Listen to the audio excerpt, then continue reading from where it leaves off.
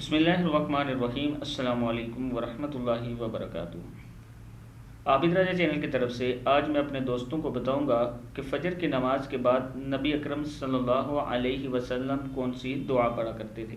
اس سے پہلے میں اپنے تمام دوستوں سے گزارش کروں گا کہ چینل کو سبسکرائب کر لیں، بیل آئیکن پہ کلک کر لیں تاکہ ڈیلی ویڈیو آپ لوگوں تک پہنچ سکے۔ تو سٹارٹ کرتے ہیں۔ بسم اللہ الرحمن الرحیم۔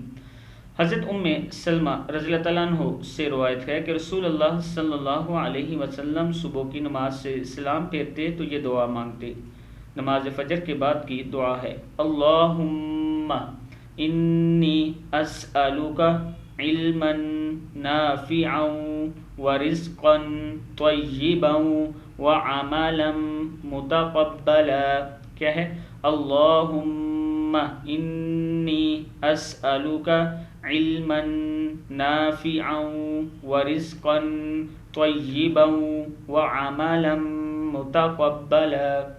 اے اللہ، میں تجھ سے نفع دینے والا علم اور پاکیزہ رزق اور قبول کیے گئے عمل کا سوال کرتا ہوں۔ ابن ماجہ، صحیح ابن ماجہ کی یہ حدیث ہے، اس میں یہ ہے۔